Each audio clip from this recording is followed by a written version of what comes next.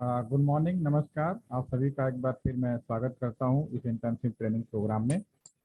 आज हम अपना जो मेरा सेशन रह गया था उसका कुछ रिमेनिंग पार्ट है वो कंप्लीट करेंगे और ट्रैफिक मैनेजमेंट कैसे किया जाता है वो दो चीज़ें हमारी फोकस करेंगे।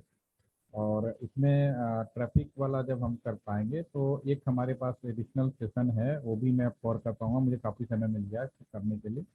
तो जब भी मेरा नेक्स्ट सेशन होगा, अभी नेक्स्ट 3 डेज तो अलग अलग फैकल्टी के सेशन है वो लोग करेंगे। जो मेरा नेक्स्ट सेशन होगा उसको मैं अंडर वीलैन और एक हमारे पास में है डिजिटल फ़ोन कैसे काम करते हैं। जो होटल्स हैं, होटल के सारे कमरों में आज फ़ोन अवेलेबल होते हैं और सभी को वाईफाई भी दिया जाता है। तो कैसे पॉसिबल है वो एक छोटा सा रफ आइडिया अभी मैं आपको देने की कोशिश करूंगा, जो मेरा नेक्स्ट सेशन होगा जो आफ्टर 3 डेज 3 सेशन के बाद में। तो आज हम बिना देर के समय गंवाए शुरू करते हैं। और सबसे अच्छी बात है, आप सभी का बहुत बहुत धन्यवाद। कई लोगों ने मुझे पर्सनली भी मैसेज किया है कि जो मैंने पढ़ा है काफ़ी हद तक समझ में आया। तो मुझे ऐसा लग रहा था कि ऐसा तो नहीं मैं बहुत नीचे चला गया हूँ। और और भी अगर मन में कोई डाउट हो, कुछ और भी आप कहना चाहें तो डेफिनेटली। पॉजिटिव तो सभी को मिल जाता है, निगेटिव कुछ बोलना हो तो आप ज़रूर बताएं कि उससे मैं अपने आप को सुधारने की कोशिश करूँगा। और लेट्स स्टार्ट नाउ।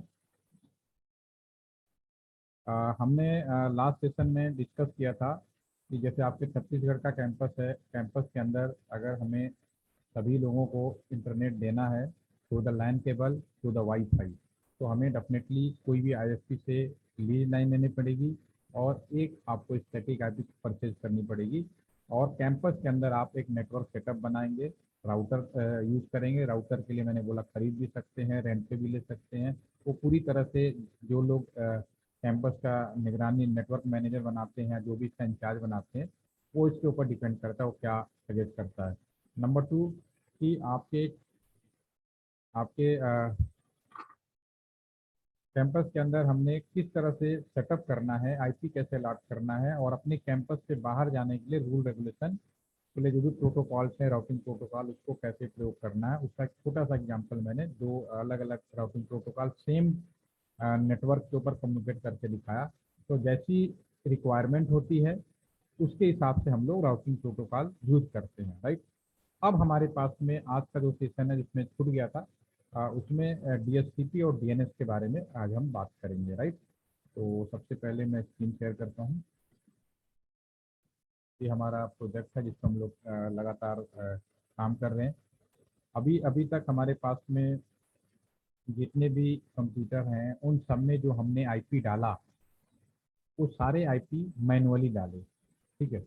बट एक आम आदमी, चाहे आप हों चाहे मैं हूँ, अगर हमें इंटरनेट करना होता है तो हम लोग जो आईपी एड्रेस हैं कभी भी मैनुअली नहीं डालते। नियम तो यही है कि हम लोग अगर इंटरनेट से जुड़ते हैं तो अभी इसका यही कारण है कि हम लोग अभी भी कंफ्यूज रहते हैं कि नेटवर्क जो जिन्हें जो टेलीकॉम का या डाटा कम्युनिकेशन का आइडिया नहीं है, तो नहीं लगता है कि बस हमने सेवा ले ली और इंटरनेट चालू हो गया। नहीं, जब भी आप नेटवर्क में जुड़ेंगे, नेटवर्क की पहली कंडीशन यही होती है कि सबसे पहले आपके सिस्टम को एक एड्रेस दिया जाए, एक आइडेंटिटी दिया जाए जिसको हम लोग आईपी एड्रेस कहते हैं, और उस एड्रेस से आइडेंटिटी से हम लोग कम्युनिकेशन करते हैं, ठीक है।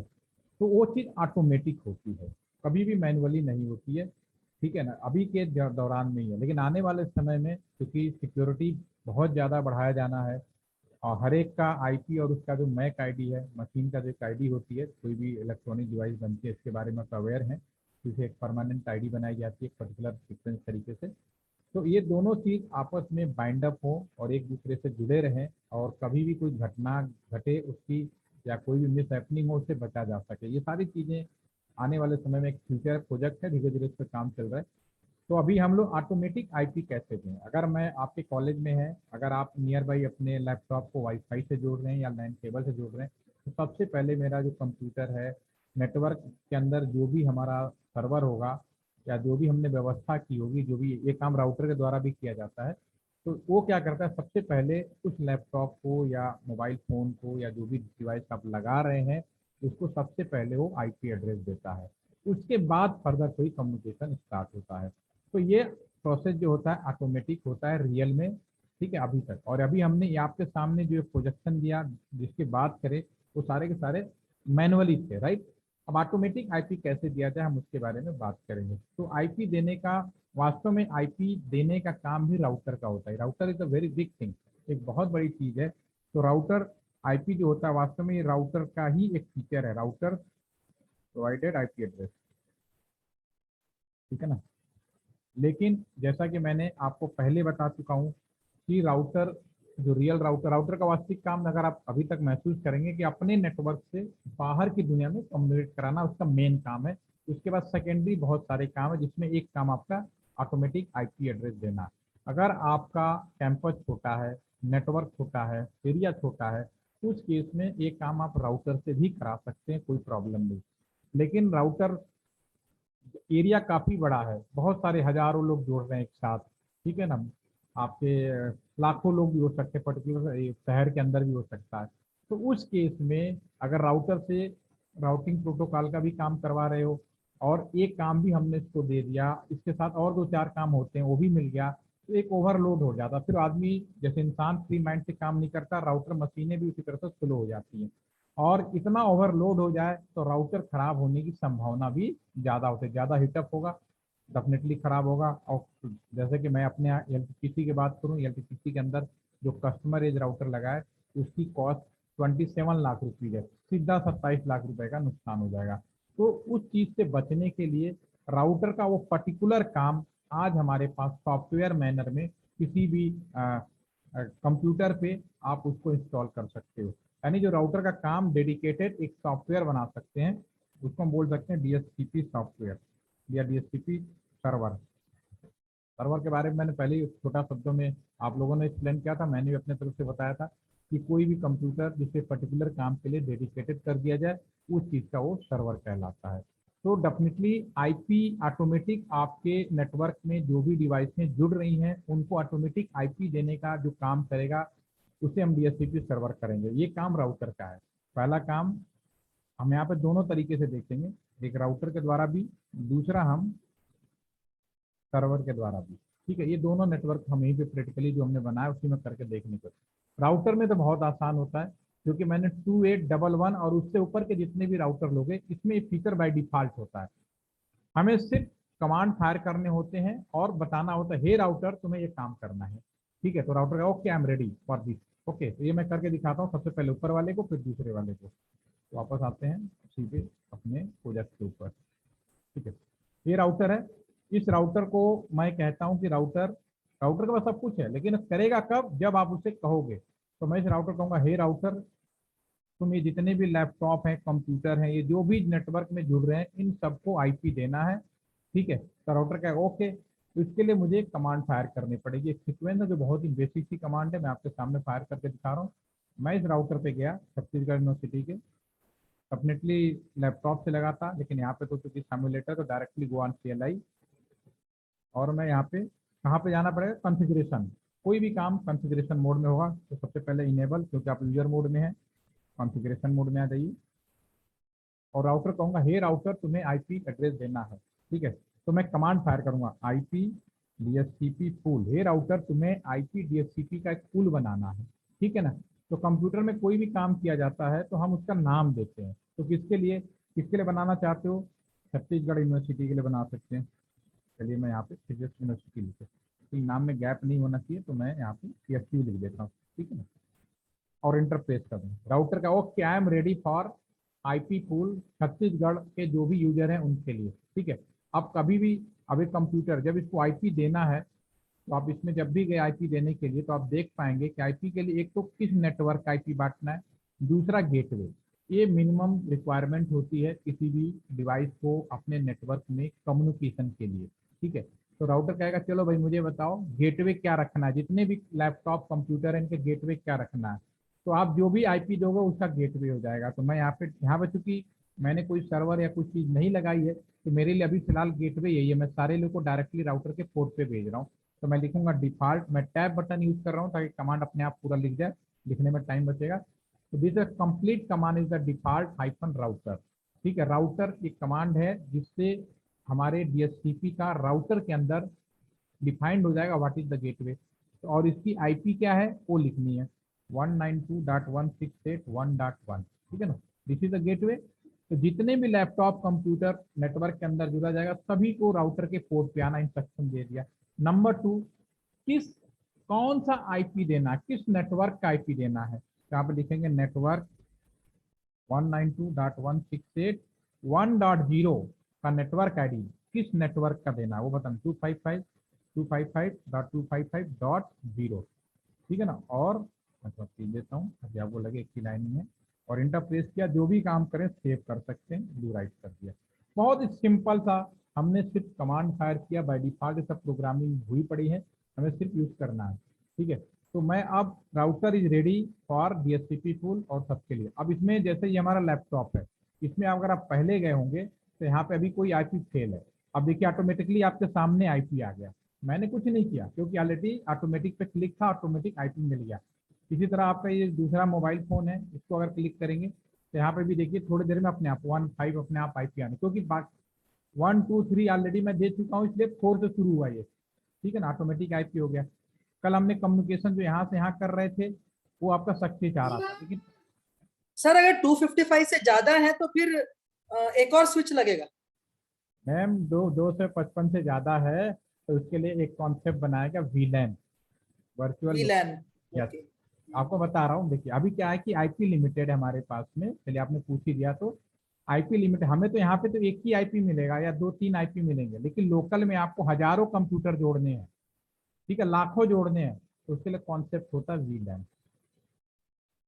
और लोकल में जितने भी कंप्यूटर जोड़ते हैं उसके लिए जो आईपी परचेज की जाती है, वो परचेज नहीं, आप अपने हिसाब से कोई भी आईपी यूज कर सकते हो। तो ये मैंने सेशन रखा हुआ है, ये मैंने बोला ना कि जब मेरा 3 सेशन ओवर, अभी अगले 3 सेशन किसी और फैकल्टीज के हैं, उनके जब होंगे तो एक सेशन मुझे और मिलेगा, तो उसमें मैं इसको कवर करूंगा ताकि आपको पूरी तरह समझ में आ जाए कि एक ही आईपी पे हम लाखों लोगों को कैसे इंटरनेट करा सकते हैं और लोकल में कैसे मैनेज किया जाता है। तो 2 कॉन्सेप्ट होता है, एक वीलैन होता है और इसी का अगर सॉफ्टवेयर फार्म में चले जाए तो आपने बहुत नाम सुना होगा बीपीएन का, ठीक है। वास्तव में वीलैन होता है, लेकिन आजकल सॉफ्टवेयर इतना स्ट्रांग हो गया कि लोग ज्यादा दिमाग नहीं लगाना चाहते, तो वो बीपीएन कॉन्सेप्ट का यूज करके इसका भी इस्तेमाल करते हैं। लेकिन इसको जो सॉफ्टवेयर बेस है तो कभी ब्रेक हो सकता है, लेकिन ये ब्रेक नहीं होता। तो जो आईएसपी होता है शहर के अंदर, जितने भी लोकेशन में जो लोग भी काम कर रहे हैं, आईएसपी तो एक लोकेशन में कहीं हुआ, लेकिन वो पूरे जितने भी लाखों, 10 लाख, 15 लाख, 20 लाख, 50 लाख जितने मान लो सभी को देना चाह रहा है, तो ये वो बी लैन की मदद से सभी लोगों को इंटरनेट दे पाएगा और आइडेंटिफाई भी कर पाएगा कि पर्टिकुलर कौन सा एरिया का है, कौन सा कॉलेज का है, किस शहर में है, मतलब कौन सा गली मोहल्ला, सब कुछ, ठीक है। तो जो आपका सवाल है कि अभी अभी हमारे पास मान लीजिए हम कोई वीलैन कॉन्सेप्ट यूज नहीं कर रहे हैं, कुछ भी नहीं कर रहे हैं, तो अगर मैंने इस नेटवर्क आईडी लिया है तो इसमें मैं केवल इतने ही लोगों को जोड़ पाऊंगा। 254 में से एक यहाँ पे भी और रिजर्व हो गया, देखा जाए तो 253 ही आप जोड़ पाएंगे, क्योंकि एक तो गेटवे के लिए रिजर्व करना ही पड़ेगा आपको, ठीक है ना। लेकिन संख्या बढ़ानी है तो उसका तरीका है, जुगाड़ है, ठीक है, वो है वीलैन कॉन्सेप्ट। लेकिन वीलैन कॉन्सेप्ट से कॉम्प्लेक्सिटी ज्यादा शुरू हो गया। और आपको याद होगा मैंने एक चीज और बताई थी कि लोकल में लोगों को जब बात करना होता है तो एक पीसीओ वाला बीच में आ गया, ठीक है, तो उसमें सारी जिम्मेदारी पीसीओ वाले की हो गई, किसको इंटरनेट करा रहे हो, ठीक है।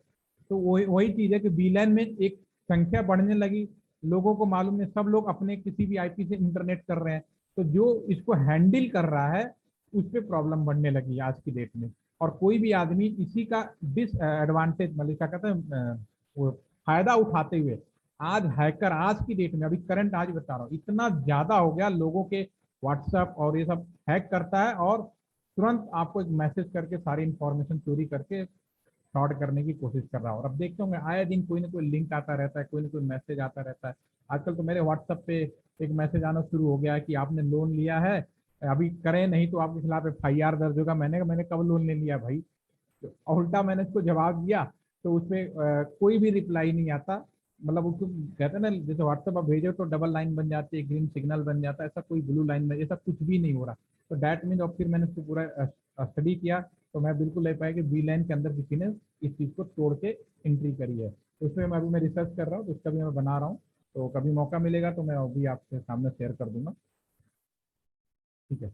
तो अभी आते हैं यहाँ पे, अभी आईपी जो है, अब देखिए ये इन लैपटॉप में अब आपके पास, अगर आपने इसको राउटर को फ्री हैंड कर दिया डीएचसीपी के लिए, तो ऑटोमेटिक आपको आईपी मिलने शुरू हो गए। और जैसे आईपी मिलेगा कम्युनिकेशन भी स्टार्ट हो जाएगा।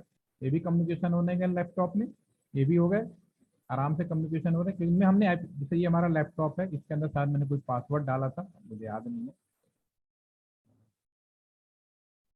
पोर्ट 1 के अंदर ये डाला था ALTTC ABCDE 1 2 3 4 5, ठीक है ना। तो इसमें डेस्कटॉप के अंदर नहीं जुड़ पाएंगे तो यहाँ जुड़ेंगे वायरलेस ALTTC, पासवर्ड है।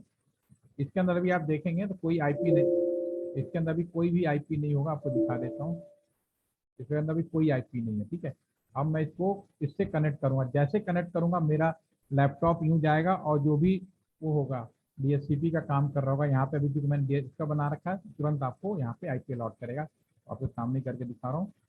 अब इस पे आ जाइए, कॉन्फ़िग वायरलेस WP पासवर्ड डाल देते हैं ABCD 1 2 3 4 5, ठीक है। और मैं इसको बंद कर देता हूँ और मैं यहाँ पे क्लिक करूंगा, आपके सामने जैसे जुड़ा अभी आप देखिएगा ऑटोमेटिक यहाँ पे आपको आईपी आ गया।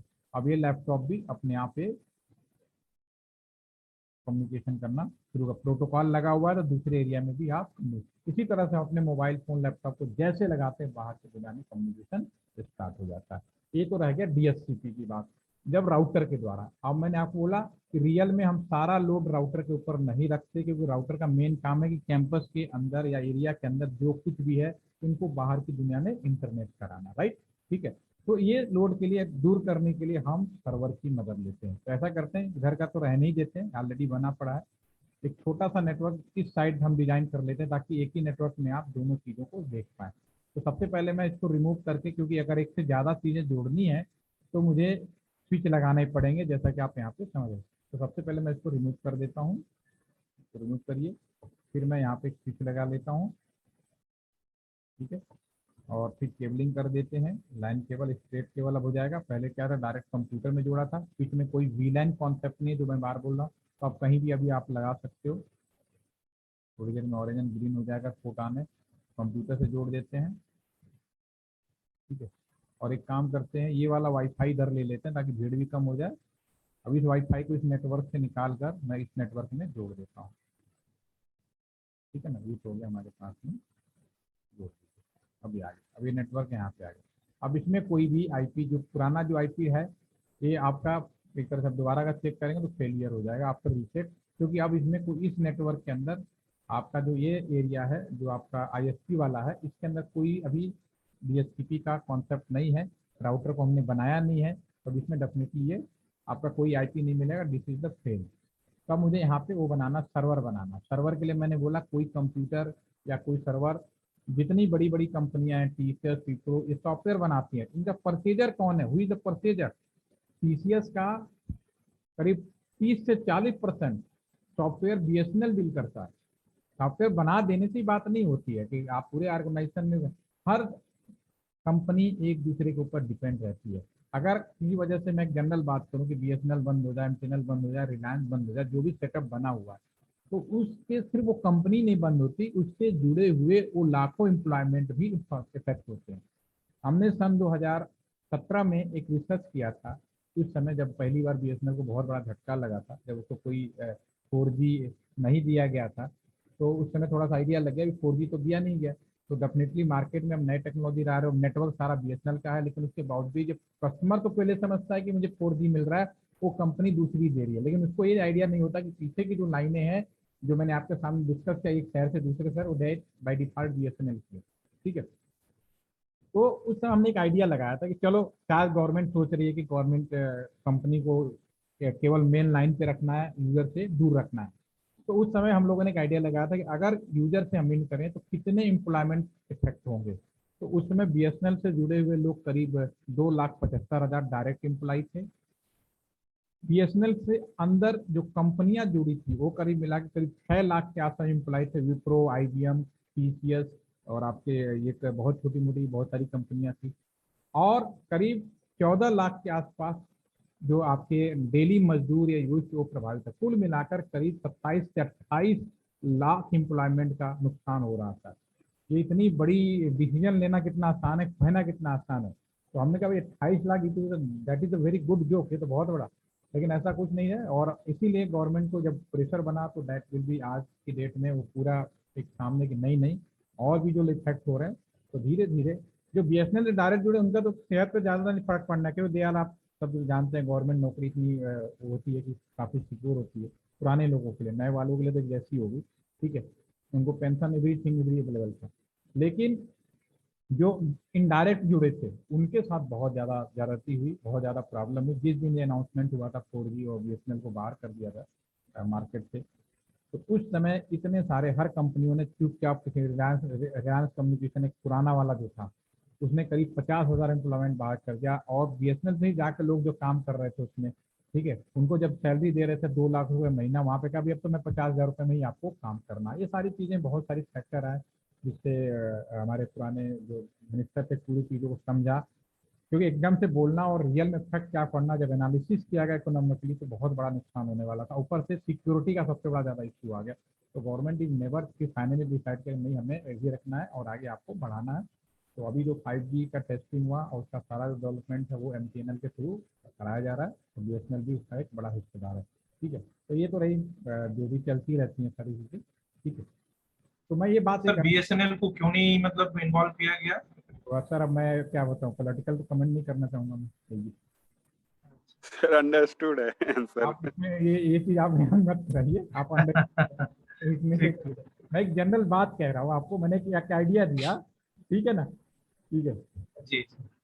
अब आप क्योंकि सारी चीजें सामने आ गई हैं कि सिक्योरिटी, क्योंकि उस समय लोग बोलने कुछ भी बोले, एडवांटेज होता है, लेकिन एडवांटेज के पीछे अगर आप आज की डेट में कहो ना, अगर आज भी बीएसएनएल को 4G अभी तक केवल बातें बातें कर रहे हैं, एक्चुअल में अभी दिया नहीं जा, कभी कहते हैं वो पिछले 2020 से दे रहे हैं, 22-21 भी चला गया, 22 भी गया, 22 में भी बोल रहे हैं कि अभी दे देंगे, जून जुलाई तक शुरू हो कर रहे हैं, काफी टावरों को मिल गया, लेकिन देखना दिसंबर से पहले मुश्किल है, थोड़ा बहुत बनेगा।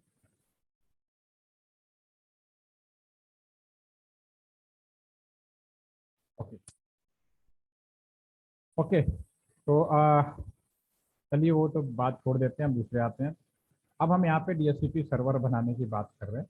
तो DHCP सर्वर जितने भी हम लोग यूज करते हैं, तो यहाँ पे चूंकि हम राउटर को कमांड कर रहे थे, तो यहाँ पे मुझे DHCP सर्वर लगाने पड़ेंगे। सर्वर कंप्यूटर ही होते हैं, जैसे हमने पहले डिस्कस कर चुका।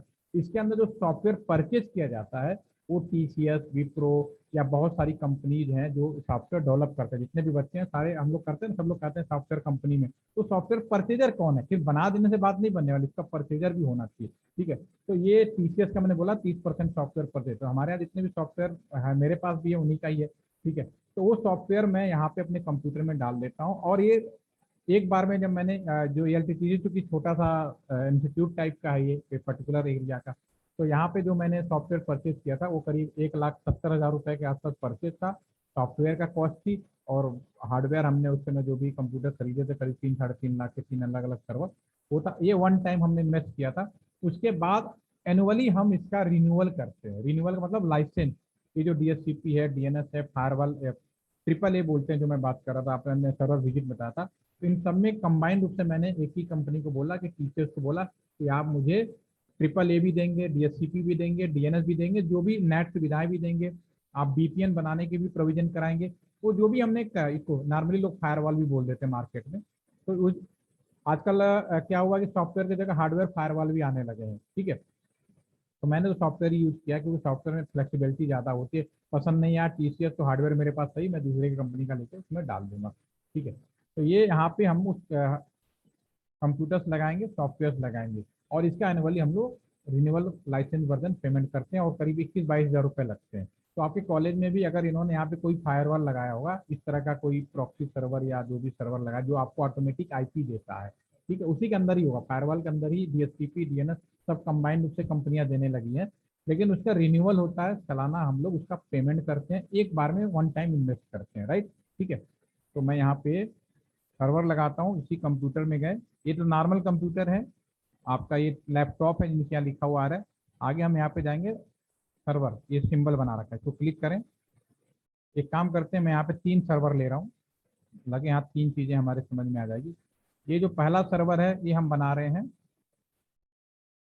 DHCP सर्वर, एक चीज और ध्यान रखने वाली है, दुनिया में एक सवाल हो सकता है, क्वेश्चन हो सकता है और पूछा भी जाता है, दुनिया में ऑटोमेटिक आईपी तो हो गई, कुछ ऐसी चीजें होंगी जिनकी आईपी कभी भी ऑटोमेटिक नहीं होंगी, डीएससीपी के द्वारा नहीं दिए जाएंगे।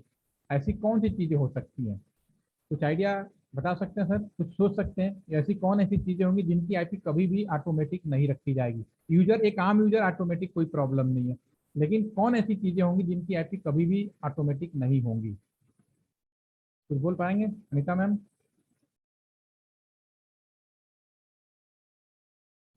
सर मेरी आवाज आ रही है आपको? आई थिंक सर राउटर की आईपी होगी सर। राउटर के जितने भी पोर्ट होंगे, नंबर 1, उनकी आईपी कभी भी ऑटोमेटिक नहीं होगी। नंबर 2, जितने भी सर्वर होंगे, सर्वर की आईपी कभी भी ऑटोमेटिक नहीं होगी, इनकी आईपी फिक्स होगी, प्री डिफाइंड होगी और स्टैटिक ही डालना है।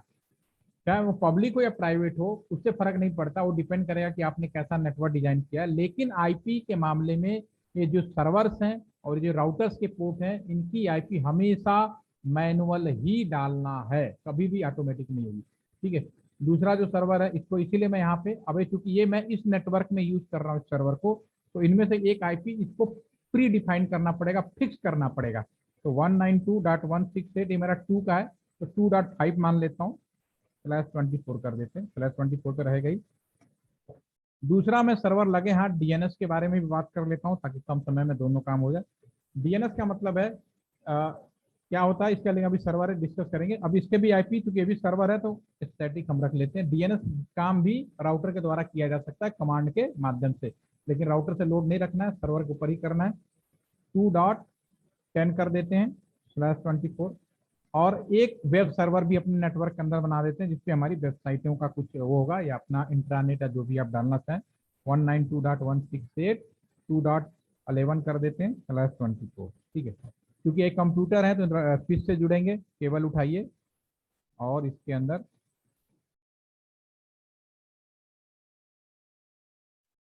यहाँ लगा दें।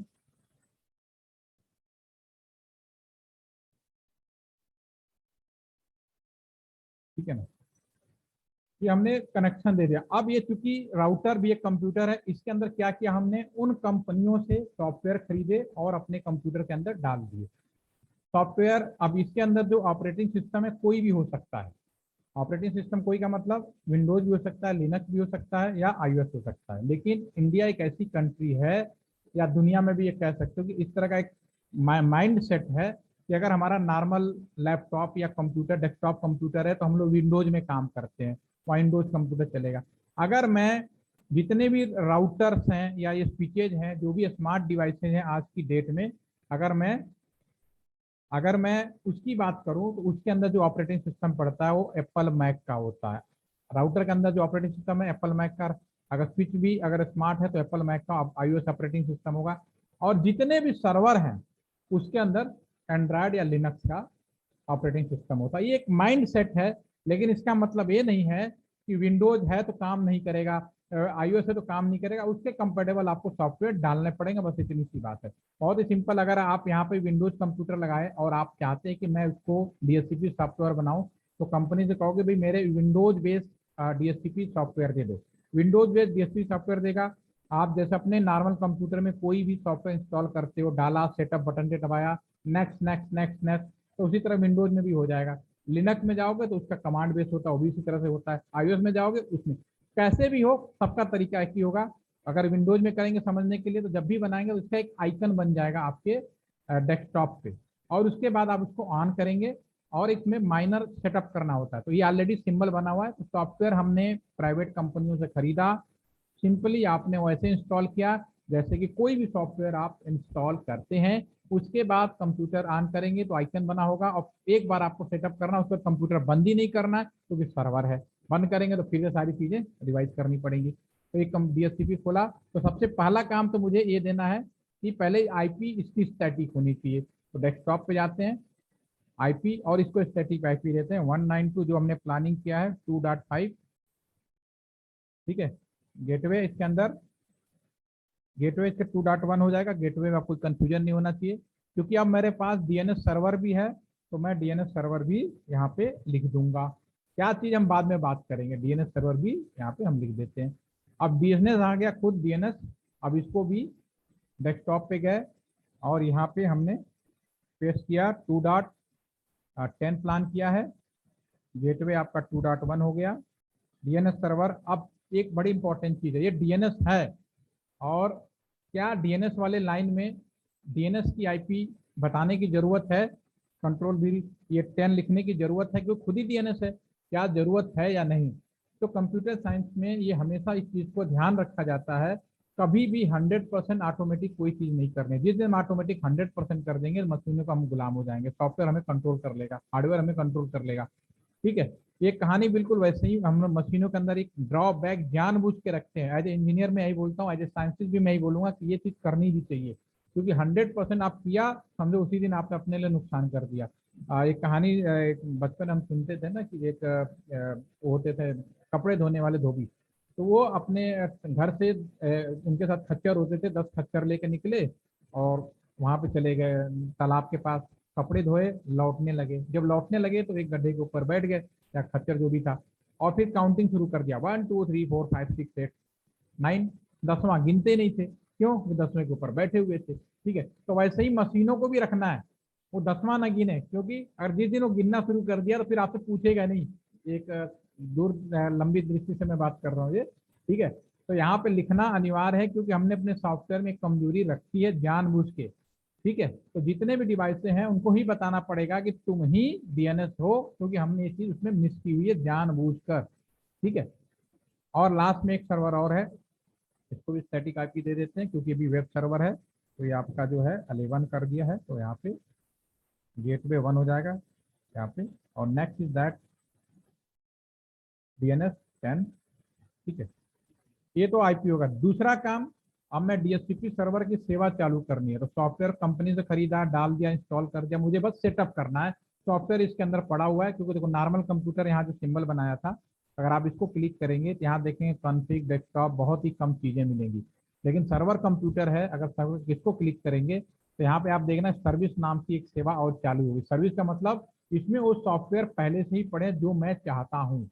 इसको क्लिक करिए, देखिए ये सारे सॉफ्टवेयर हैं, HTTPS, DHCP, DNS, AAA, NTP, email, ये सारे सॉफ्टवेयर हैं, आप अपने उसमें कॉन्फ़िगर कर सकते हैं सर्वर के अंदर। तो सबसे पहले मैं DHCP सर्वर को क्लिक करूंगा कॉन्फ़िगर करने के लिए, और यहाँ चूंकि सिम्युलेटर है तो एक ही स्क्रीन पे सारी चीजें आएंगी। रियल में आप शॉर्टकट पे क्लिक करते और विंडोज पे होते तो पहले पैसा बताओ भाई, नाम बताओ, तो आप जो चाहते नाम लिख सकते थे। दूसरा पूछता डिफॉल्ट गेटवे बताओ, तो यहाँ पे गेटवे होगा 192.168.2.1।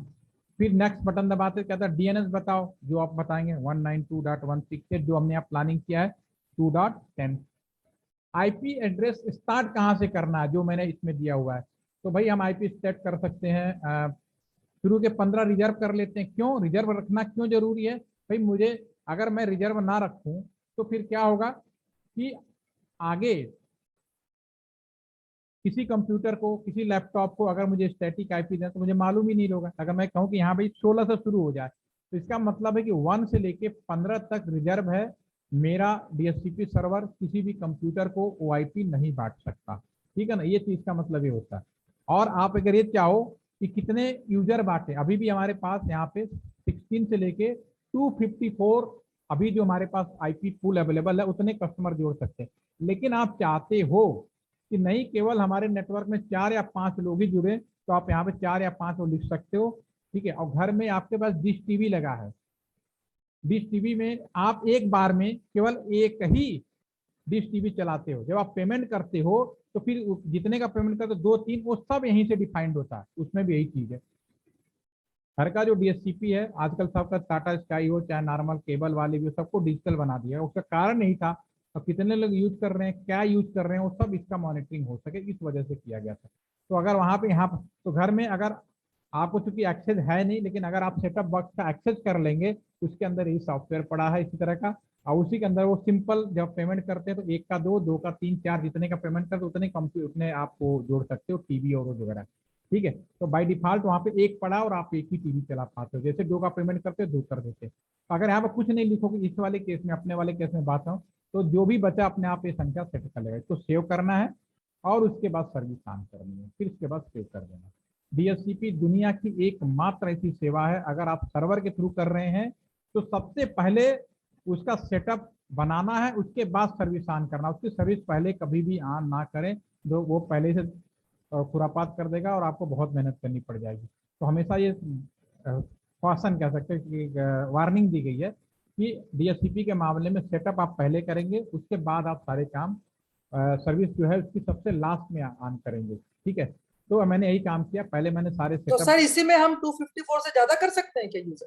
254 से ज्यादा करना मैम तो आपको बी लाइन में आना पड़ेगा। यहाँ तो हमारी संख्या ही वो है, अच्छा ठीक है। यहाँ तो संख्या लिमिट है मैक्सिमम, उसके लिए मुझे बी लाइन कॉन्सेप्ट लगाना ही पड़ेगा। जी जी जी, अच्छा। ठीक है ना। हम्म, अभी मेरे पास जितने अवेलेबल हैं उसमें हम कैसे कंट्रोल करें किसको, हाँ वो कर सकते बात है। ठीक है, हैं। तो इसको ठीक है मैं सर, थैंक यू। अभी, हाँ जैसा आप टैबलेट पे आते हैं, अब देखिए, अब मैं इसको दोबारा से करूंगा। मैंने 16 से आगे के लिए बोला है और इसमें डीएनएस सर्वर का भी दिखेगा, देखते हैं। देखिए आगे आपके पास में इस केस में क्या हुआ, मेरा जो कंप्यूटर था सबसे पहले एक और यहाँ से जैसे जुड़ा, सबसे पहले ढूंढता रहा और उसको डीएचसीपी मिला, फटाक से आईपी इसको दे दिया। दूसरा यहाँ पे इसको क्लिक करते हैं, यहाँ पे देखिए सारे को ऑटोमेटिक आईपी मिलने शुरू हो गए। डीएस आपको डीएनएस भी मिल गया, यहाँ पे भी आप जा सकते हैं और यहाँ पे भी मिल गया। इन सबको डीएनएस आईपी मिल गया। ये तो रहा डीएचसीपी की बात। तो डीएचसीपी क्या होता है, बनाते कैसे हैं, प्रोग्रामिंग करते हैं, ये तो आप लोग इसमें एक्सपर्ट नहीं, बच्चों को पढ़ाते हैं। लेकिन अब आपने एक्चुअली मैंने आपको प्रैक्टिकली दिखाया कि हो कैसे रहा है, क्या कर रहा है, वास्तव में इसका यूज है, क्या हो रहा है। अब आपको कभी कंफ्यूजन नहीं होगा इस चीज का। ठीक है, अब ये काम सर्वर का राउटर के द्वारा भी, जैसे हमने यहाँ पे भी अगर राउटर की बात करें, यहाँ पे हमने ये कमांड किया था ना, यहाँ पे देखिए नेटवर्क, यहाँ पे भी हम रिजर्व कर सकते थे। नेक्स्ट लाइन में हम फायर कर देते कि आईपी डीएसपी एक्सक्लूडेड एड्रेस एक कमांड होती है, कहाँ से 1 से लेके 15 तक, तो 15 नहीं देता, 100 से लेके 20 200 तक उतना नहीं बढ़ता, तो कमांड के माध्यम से भी कंट्रोल किया जा सकता है। ठीक है, अब जो नेक्स्ट है हमारे पास में डीएचसीपी सर वाले, यही काम राउटर से सब कर सकते हैं, तो सर्वर का स्पेसिफिक क्या मतलब है? सर आपने फिर मेरी बात नहीं, राउटर पे अगर छोटा नेटवर्क है तो राउटर से करिए, कोई भी प्रॉब्लम नहीं है। घर के अंदर जो मॉडम होता है छोटा सा, कैपेसिटी इश्यू बोल रहे हैं। यस यस, जब बड़ा होगा ना, जब मैंने आपको एक एग्जांपल दिया, मेरा एलटीपीसी में जो राउटर लगा 27 लाख का लगा है, और मैं सारा लोड अगर राउटर के ऊपर रख दूंगा और 27 लाख का नुकसान होगा, मैं क्यों 1 लाख 2 लाख का मैं सिंपल सा वो लगाऊंगा, सिंपल सर्वर लगाऊंगा, खराब होगा तो फेल हो जाएगा, राउटर बचा रहेगा। तो कई चीजें जब हम काम करते हैं रियल में, तो हमें सारी फैक्टर देखने पड़ते हैं। तो घर में क्या होता है, सिंपली पहले सोचा कि अभी घर में तो मुश्किल से 4 5 2 3 से ज्यादा यूजर होते नहीं, मुश्किल से 6 हो जाएंगे, इससे ज्यादा हो ही नहीं सकते। एक कल्पना किया, ज्यादा 10 मान लें।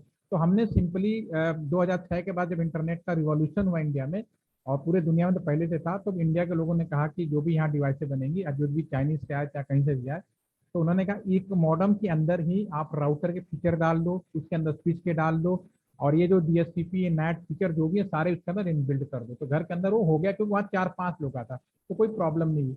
लेकिन अगर आप घर के अंदर ही आपके 100 लोग हो जाए, तो फिर आपको मॉडम काम नहीं आने वाला। उस केस में आपको फिर राउटर लगाना पड़ेगा और एक सर्वर लगा के फिर आपको छोटा सर्वर लगा के आपको यूज करना पड़ेगा। तो इसका सीधा सा कॉन्सेप्ट है कि प्रैक्टिकल में क्या रिलायबल है या नहीं है। ठीक है ना, ये चीज होती है। DHCP dynamic host configuration protocol, या इसका एक नाम होता है, प्रैक्टिकल नाम होता है, आपने बुक्स में पढ़ेंगे, सर्वर मिल जाएगा। इसको बोलते हैं automatic allotment of IP address to host या क्लाइंट, जो भी लिखना चाहे ये होगा। ये तो इसकी बात हुई इसके बारे में। ठीक है ना, इसके बारे में हमने पढ़ लिया। नेक्स्ट इज दैट आपका डीएनएस है। डीएनएस, डीएनएस का अगर वैसे नाम की बात लिख रहा हूँ तो लिख ही देता हूँ। इसको बोलते हैं डोमेन नेम सर्वर बोल सकते हैं, सर्विस बोल सकते हैं, और सिस्टम बोल सकते हैं। इसमें कोई वो नहीं है क्या नाम पे कि तीनों all are the right, no problem. ठीक है क्या इसका, ये नाम है, टेक्निकल नाम है जो हम लोग पढ़ते हैं। इसका नाम है आपका इंटरनेट टेलीफोन डायरेक्टरी। इसका दूसरा नाम है टेलीफोन डायरेक्टरी। टेलीफोन डायरेक्टरी क्या होता है? टेलीफोन डायरेक्टरी होता है जिसमें एक साइड टेलीफोन नंबर पहले होते थे, अब तो शायद अब तो ऑटोमेटिक कोड किसी को मिलता नहीं है अपने आप, लेकिन जब घर में पहले फ़ोन लगते थे तो एक टेलीफोन डिपार्टमेंट आपको एक टेलीफोन डायरेक्टरी भी हर दिवाली के आसपास में गिफ्ट देता था, जिसके अंदर या जब टेलीफोन लगता था या दिवाली के आसपास में अपडेटर मिलते थे, उसके अंदर शहर के अंदर एक पूरा टेलीफोन नंबर लिखा होता था, कॉरेस्पॉन्डेंट टेलीफोन नंबर किसका है उसका नाम और पता लिखा होता था, एक पूरी डायरी आपको मिलती थी, जिसे हम लोग टेलीफोन डायरेक्टरी कहते थे। डीएनएस का टेक्निकल नाम भी इंटरनेट टेलीफोन डायरेक्टरी। उसका कारण ये है, एक चीज आपको मैं पहले दिन से आज तक डिस्कस कर रहा हूँ, एक चीज बिल्कुल कंफर्म है कि आज का जो कम्युनिकेशन है, चाहे टेलीफोनिक हो चाहे कोई भी किसी भी तरह का, उन सब के पीछे जो कम्युनिकेशन हो रहा है वो आईपी एड्रेस से हो रहा है। एक नॉर्मल आदमी अगर कोई इंटरनेट करने की कोशिश करेगा तो आईपी एड्रेस से कम्युनिकेशन कर सकता है, लेकिन आईपी एड्रेस याद करना, उसका इस्तेमाल करना हमारे और आपके बस की नहीं है। तो हम लोग क्या करते हैं, वेबसाइट का नाम टाइप करते हैं, लेकिन वेबसाइट से कम्युनिकेशन नहीं होने वाला।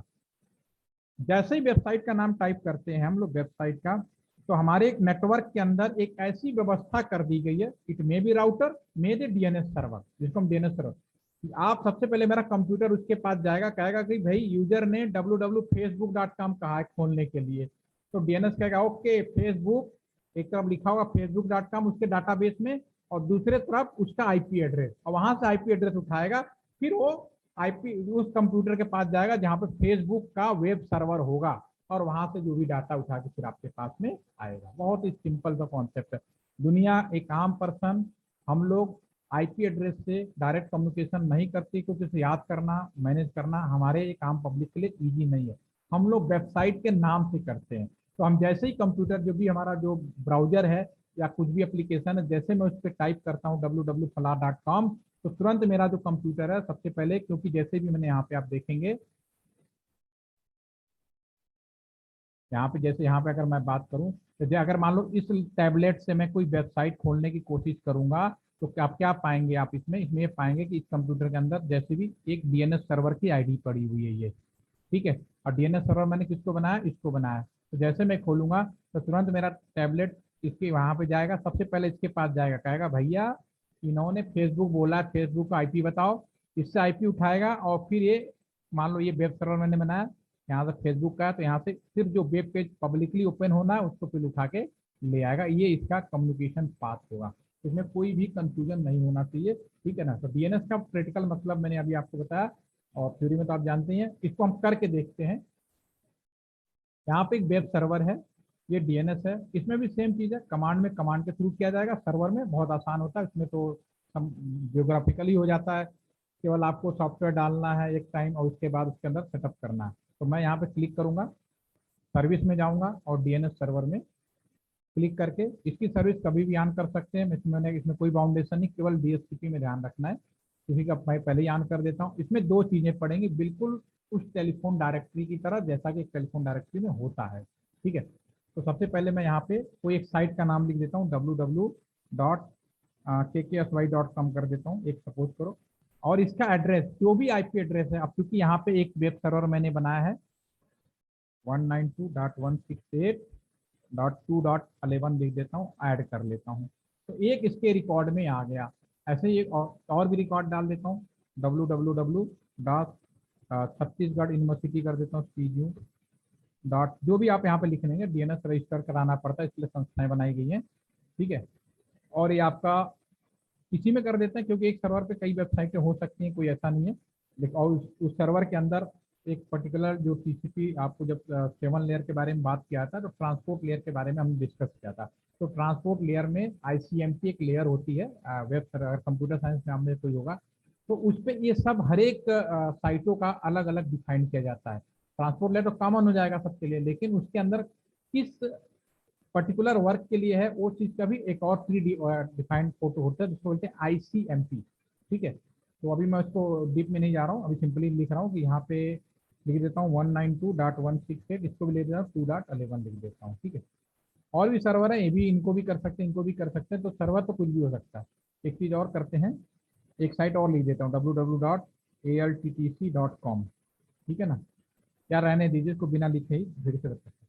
हमारे पास मेरे डीएनएस सर्वर में 2 वेबसाइटों का रिकॉर्ड है।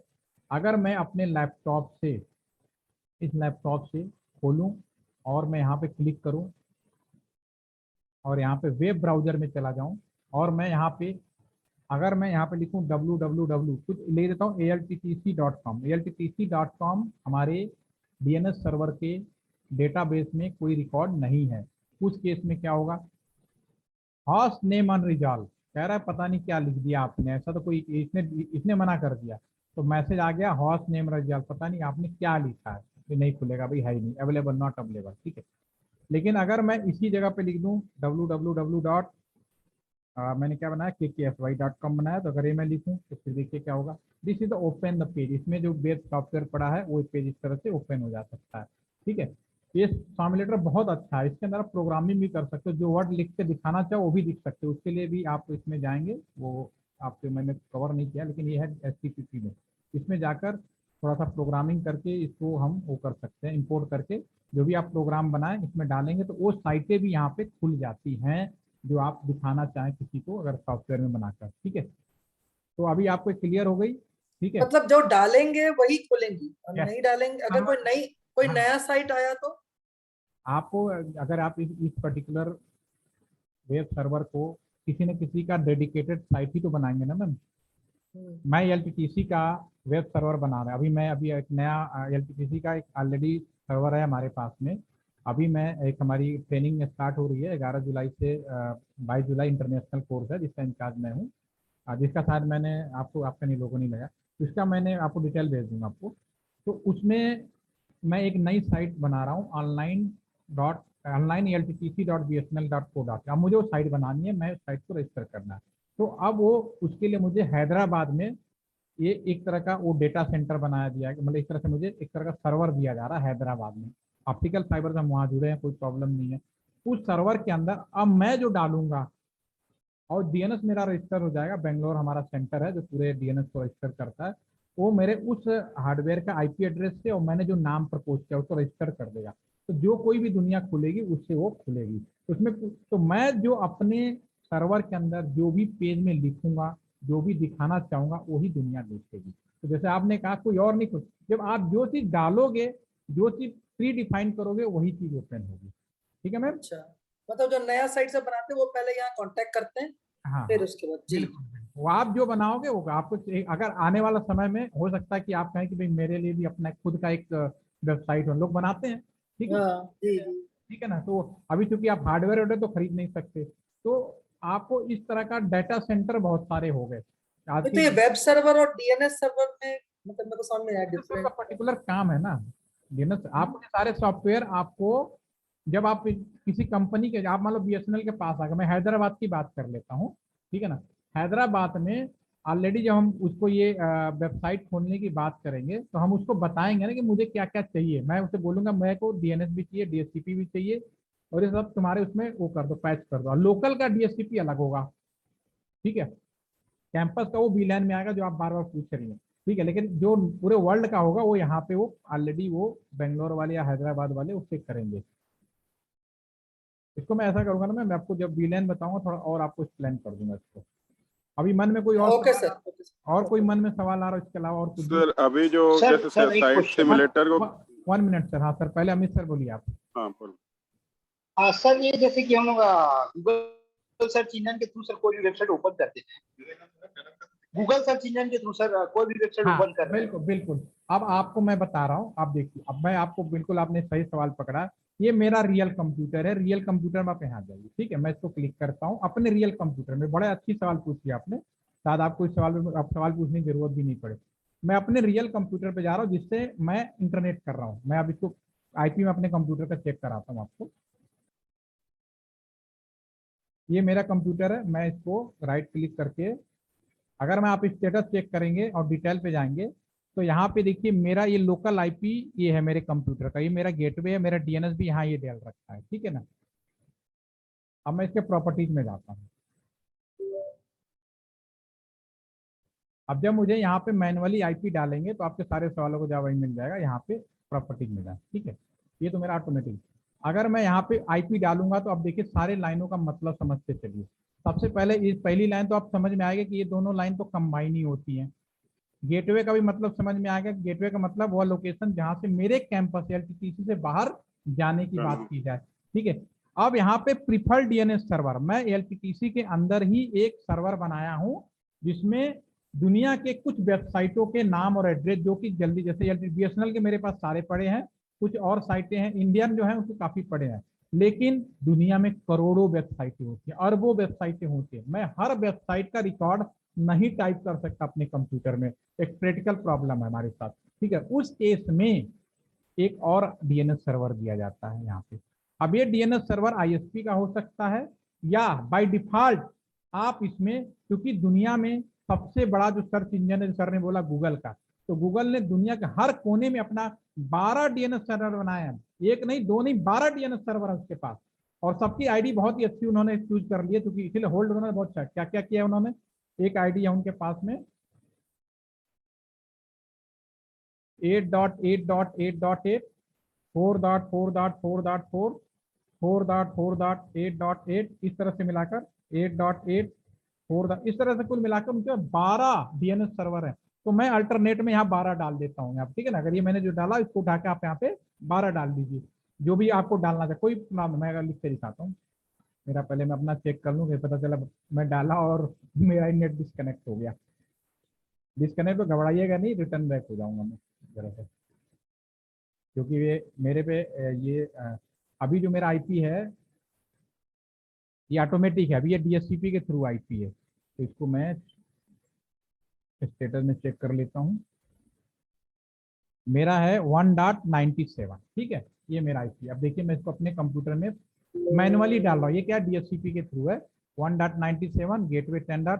और बाकी जगह गूगल का नहीं है, वहां मैं गूगल का भी डाल के दिखाऊंगा। मैं ऐसा करता हूँ, प्रॉपर्टीज में जाता हूँ और मैं यहाँ पे मैनुअली आईपी डालता हूँ। ये मेरे 10.10.1.97, सॉरी 97 हो गया। सबनेट मेरा /16 है एलटीटीसी का, मैंने बनाया ये काम। ये जो डीएनएस आप लिख रहे हैं ये मेरा लोकल में, जो मैम करी वीलैन के थ्रू मैंने अपना लोकल बनाया है 25। इस लोकल वीलैन के मुझे खरीदने की जरूरत नहीं है, कोई भी आईपी डाल सकते हो, कोई ABCD का कोई जरूरत नहीं है, कुछ भी कर सकते हो। क्योंकि अगर आप यहाँ पे नियम लगाओगे तो फिर कोई फायदा नहीं है। देखिए एलटीटीसी जब मैंने ये जानबूझ के इस तरह की चीजें डाली हैं कि आपने 10 कैन है तो 255 होना चाहिए, नहीं, मैं 16 में डाल के दिखाऊंगा, पूरा एलटीटीसी चल रहा है, क्योंकि कॉन्सेप्ट जो है वो ये नहीं अलाउ कर। बाहर की दुनिया में मेरा एक ही आईपी है 117 वाला, जो मैं आपको दिखा रहा था। यहाँ पे जो गेटवे है, जो राउटर का मेरा पोर्ट है 10.10.1.30, ठीक है। अब इसी राउटर के पोर्ट में या जो भी मेरा प्रॉक्सी सर्वर है उसी में मेरा एक ये हो सकता है एक, और दूसरा मैं अल्टरनेट डाल दूं, कुछ भी डाल सकता हूँ 8.8.8.8 डाल दूं, ठीक है। और मैं इसको ओके कर देता हूँ। हो सकता है एक आध सेकंड के लिए कटे तो जरा होल्ड रखिएगा ना, हो सकता है ना भी कटे, तो सेम आईपी डालिए। यस, अब मेरी नई आईपी है। अब मैं यहाँ पे चेक करूंगा, कटा तो नहीं ना सर, आवाज आ रही ना मेरी? जी जी यस सर। जी हाँ ठीक है, सेम आईपी डाल दी तो इसको डिस्कनेक्ट नहीं हुआ। अब यहाँ पे जो मेरा डीएनएस दिखा रहा, अब मैं कोई आईपी एड्रेस, मैंने सॉरी कोई वेबसाइट जो मेरे 10.10.1.30 में नहीं है, क्योंकि दुनिया में करोड़ों वेबसाइटें हैं, रोज बन रही हैं, ठीक है। तो फिर क्या करेगा, और मैं इस बात से इंश्योर हूं कि मेरे पास नहीं है, लेकिन गूगल का पास जरूर होगा, क्योंकि दुनिया में उसने 12 अलग अलग लोकेशनों में 12 उन्होंने डीएनएस सर्वर मिनिमम और बढ़ाए जा रहा हो, ठीक है। तो कहीं ना कहीं होगा। तो फिर मेरा जो कंप्यूटर है जो है, अगर नहीं होगा तो अल्टरनेट वाले से, सॉरी प्रीफर्ड वाले से अल्टरनेट वाले पे जाएगा, वहां जाएगा, थोड़ा टाइम लगाएगा, ठीक है। उसके बाद वहां से फाइनली वो कॉपी करके लाएगा कि मिल गया, और फिर सेम, क्योंकि सॉफ्टवेयर है, सॉफ्टवेयर ऑटोमेटिक कॉपी और रिकॉर्ड भी रखता है, तो ऑटोमेटिकली मेरे डायरेक्टरी में रिकॉर्ड भी कर लेगा वो। तो अपने आप कुछ साइटें जो मैनुअली मैंने की, कुछ हमने अल्टरनेट ऑप्शन दिया उसके थ्रू भी लिया। और कुछ कंपनी भी आपके घर में अगर ब्रॉडबैंड भी लगाते होंगे तो ब्रॉडबैंड वाले भी यहाँ पे 2 अलग अलग डाल जाते हैं, एक तो अपना खुद यहाँ का लोकल डाल जाते हैं, दूसरा बेंगलोर, कहीं ना कहीं इंडिया में पूरे normally headquarter is every internet is the Bangalore, सभी कंपनियों का ऑलमोस्ट, ठीक है। तो फिर वो बेंगलोर का भी कोई डीएनएस बनाता है, वहां भी दे सकते हैं। लेकिन आप बिल्कुल आजाद है, गूगल का भी दे दो, गूगल का था फ्री लो, क्योंकि उस पर एडवर्टाइजमेंट हो रहा है, हर आदमी मेरे पास आएगा, तुमने कुछ भी खोलोगे तुम्हारा रिकॉर्ड हो जाएगा मेरे पास। इसीलिए एक कहता है ना वो अमेरिका जैसा हो गया सबके ऊपर कवर करने का, ठीक है। तो ये अब यहाँ पे कर सकते हैं। अब सर आपको सवाल का जवाब मिल गया हो तो ठीक है ना, फिर दोबारा अपना क्वेश्चन रिपीट करिए। यस सर, मिल गया, मिल गया। हाँ सर बताएं, मिल गया ना सर? ठीक है, क्या सर अब आप पूछिए सर। यस हाँ जितेंद्र, हाँ सर। सर, अगर वेबसाइट डेवलप कर रहे हैं और इसी सिमुलेटर जो आप अभी यूज कर रहे हैं, इस पे जैसे आपने दिखाया HTTP के थ्रू हम वो फोल्डर कहाँ पे अपना फाइल सर शुरू ये करेंगे आप और यहाँ खोलेंगे ये सर्विस के अंदर ही, हम्म, सर्वर के अंदर ही HTTP नाम का है। हम्म, यहाँ पे जी, आप न्यू फाइल या इंपोर्ट फाइल कर सकते हैं। ओके न्यू फाइल में लिख भी सकते हैं, इंपोर्ट भी कर सकते हैं। लिमिटेशंस हैं but you can be, okay. ठीक है ना सर? जो FTP के थ्रू जैसे हम सर्वर हाँ जहाँ लेते हैं वहाँ सर, डालते हैं, वो हाँ फाइल यहाँ पे डालते हैं। हाँ सर, ये एक्चुअली ये जो आपका सिमुलेटर है ये तो मैंने थोड़ा सा ओल्ड लिया। मेरे पास जो नया हम्म, सिमुलेटर है, बच्चे बहुत अच्छे अच्छे प्रोजेक्ट बना के जाते हैं। मैं हम्म, आपको एक प्रोजेक्ट दिखाता हूँ। इस बच्चों को मैंने IoT का सब, इस पे जो नया वाला है, ये तो पुराना वर्जन है, ठीक है। तो नए वाले मैं इसको बंद कर देता हूँ, क्योंकि ऑलमोस्ट एक चीज़ और बंद करने से एक चीज़ और दिखा देता हूँ। अगर इस लैप यहाँ इस नेटवर्क में कोई DNS सर्वर नहीं है, लेकिन यहाँ से भी मैं वेबसाइट खोलना चाह रहा हूँ, तो मैं इसके डेस्कटॉप में जाकर यहाँ पे बाहर का भी DNS डाल सकता हूँ। यहाँ पे अगर मैं डाल दूँ 192.168.2.10, ठीक है ना? इस पे कोई DNS नहीं है। अगर मैं PC0 से खोलना कोशिश करूँ कुछ भी, www.kksy.com, ठीक है, अगर ये मैं खोलने की कोशिश करूँ तो ये टेलीकम्युनिकेशन ये मैंने बनाया हुआ उसमें PC0 से, ठीक है, अब हो गया, अब चलेगा। अगर मैं दोबारा से खोलता हूँ यहाँ पे www.kksy.com, ठीक है, तो ये ओपन नहीं होगा। थोड़ी देर में यहाँ पे हाउस नेम अनरिजॉल्व लिखा जाएगा, क्योंकि इसमें तो इसमें हमने तो दिया ही नहीं कुछ भी, तो जाएगा नहीं। लेकिन सेम चीज अगर लैपटॉप में खोलूँ www.kksy.com, ठीक है ना, इसमें अगर खोलने की कोशिश करूँ, देख लीजिए ओपन।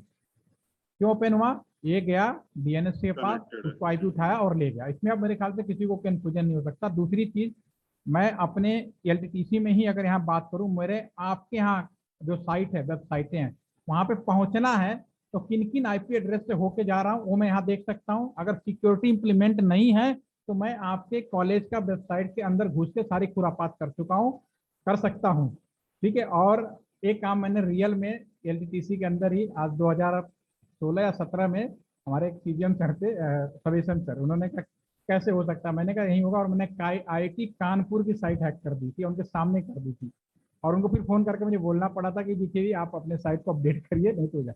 तो ये कैसे होगा मैं बताता हूँ। CMD पहले तो सबसे पहले चेक करना पड़ेगा कि आपके क्लास वहाँ जाने तक का रास्ता क्लियर है, कहीं सिक्योरिटी है या नहीं। सिक्योरिटी है तो फिर मैं कुछ नहीं कर पाऊंगा, उसको तोड़ने का कुछ और रास्ता ढूंढना पड़ेगा। तो इसके लिए कमांड होती है ट्रेस RT, ठीक है ना। आप अपने कॉलेज का वेबसाइट पर नाम बताइए सर, टाइप कर दीजिए ताकि लिखने में गलती ना हो प्लीज, चैट बॉक्स में जो आपकी साइट है कॉलेज की, उसका IP एड्रेस भी आपको मालूम चल जाएगा कि आपके कॉलेज का IP एड्रेस क्या है। या www देखिए, यहाँ पे मैं लिख रहा हूँ www.ggu.ac.in, ठीक है ना। ये आपकी साइट है, मैंने इंटरफेस किया।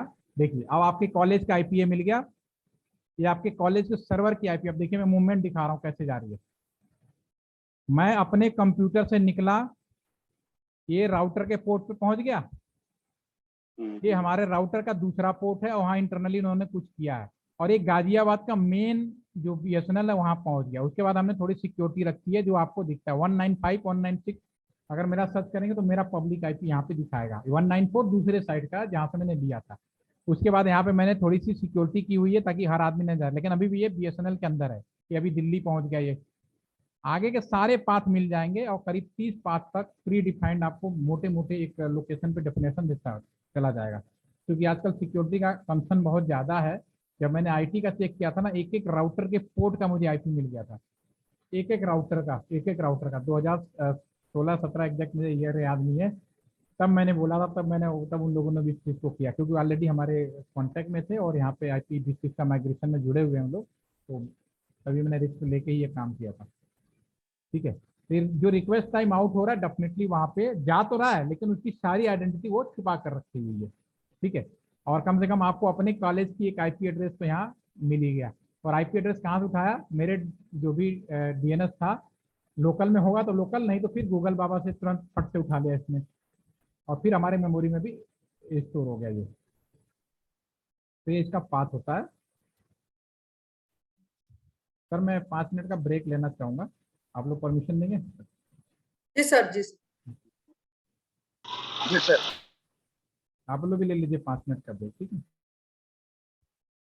Sorry, okay. तो मैं अब डिस्कस करने वाला हूँ ट्रैफिक कंट्रोल के बारे में। तो इसके लिए मैं एक फ्रेश सिमुलेटर के ऊपर एक नया नेटवर्क डिजाइन कर रहा हूँ, इसके बारे में पूरा एक्सप्लेन करेंगे। तो मैं यहाँ पे 3 राउटर ले लेता हूँ। सभी नेटवर्क के अंदर कम से कम 1 या 2 कंप्यूटर जोड़ दिया जाए, ठीक है? एक हमने उठाया और हमने यहाँ पे लगा दिया, एटलीस्ट 2 कंप्यूटर।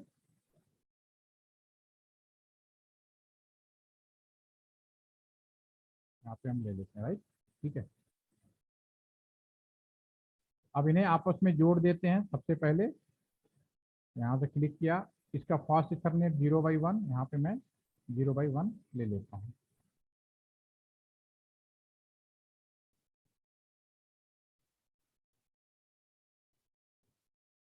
ठीक है, कंप्यूटर्स को जोड़ लेंगे सारे स्टेट केबल से, क्योंकि डिफरेंट डिवाइसेज हैं, तो उसमें कोई डाउट नहीं। कोई वीलैन कॉन्सेप्ट नहीं है, तो स्विच के किसी भी हिस्से में आप जोड़ दीजिए, कोई प्रॉब्लम नहीं है। जब वीलैन की बात करेंगे तो मुझे स्विच के उन पोर्ट का भी ध्यान रखना पड़ेगा कि किस पे किसको जोड़ना है। अभी नॉर्मल घर पे भी कोई भी कंप्यूटर से जो स्विच लगे होते हैं, एक तरह से एक जैसे स्विच होते हैं, तो आप किसी भी पोर्ट में लगा देते हैं, इंटरनेट चलता है। तो यहाँ पे भी हमने जोड़ दिया, ठीक है। अब क्योंकि मेरे पास यहाँ कोई और ऑप्शन नहीं है, तो अब यहाँ पे केवल एक ही पोर्ट बचा है, और बीच वाले में मुझे एक पोर्ट इधर भी जोड़ना और इधर भी जोड़ना है, तो मेरे पास कोई ऑप्शन है नहीं। तो आपको ध्यान होगा कि पहले हमारे कंप्यूटर में अगर कोई पोर्ट नहीं होता था, तो मार्केट से हम पर्टिकुलर हार्डवेयर परचेज करते थे और उस पोर्ट को अपने मदरबोर्ड में लगा कर यूज़ करना शुरू कर देते थे। तो वैसे ही जितने राउटर्स हैं, आज के भी राउटर हैं या पुराने राउटर हो, अगर मुझे उसमें पर्टिकुलर कोई पोर्ट नहीं है, तो उसकी जगह पे हम एक नया हार्डवेयर लगा के उसका यूटिलाइज कर सकते हैं, राइट। फॉर एग्जाम्पल, जैसे मान लीजिए ये राउटर है, इसको हम थोड़ा सा बड़ा कर दें ताकि आपको दिखाई दे। ये राउटर का बैक पोर्शन है, इसमें पावर सप्लाई आना, तो ये ब्लैंक पार्ट है। इसमें आप एक्स्ट्रा मॉड्यूल आप बाहर से खरीद कर इसमें लगा सकते हैं।